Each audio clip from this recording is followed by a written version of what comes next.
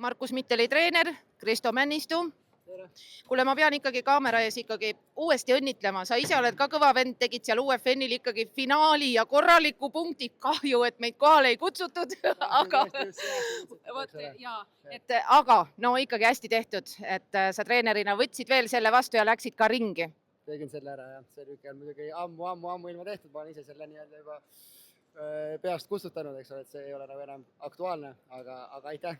No väga aktuaalne on see, et Markus Mittal läheb aina verisemaks Euroopa õbetaskus, aga ta läheb sinna ringi mentaliteediga, et ta läheb sõda pidama. Kas see on treeneri õpetatud või see on poiss ise võtnud?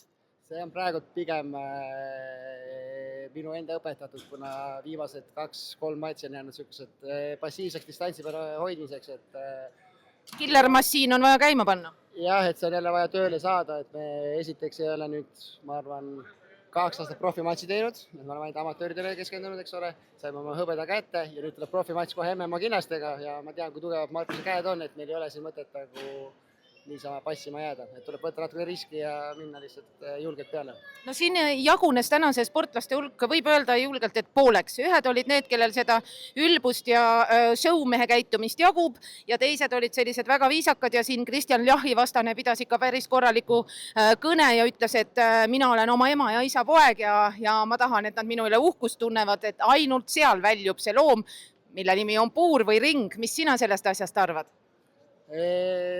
Kahe otsa gaasi ütleme nii, et kui sa tahad nagu ennast võib-olla profiarneering müüa, siis pressikonverentsid on need kohad, kus sa võib-olla võid julgemalt nagu sõna võtta, eks ole, aga samas jäädes iseendaks on minu jaoks kõige õigem, et kui sa teed seda ikkagi äri eesmärgid, siis sa pead ennast müüma. Kahjuks või õnneks see nii on, aga mina leian ka, et kõige õigem on ikkagi see, et loom tuleb välja puuris või ringis ja muidu sa oled, kes sa oled, eks ole.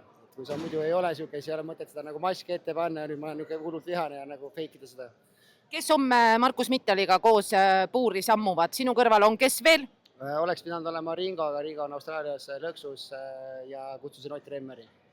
Oi, Ott, me tervitame sind, kõigil on kahju, et me sind puuris ei näe, aga parane ruutu, nii et aitäh sulle ja näeme homme!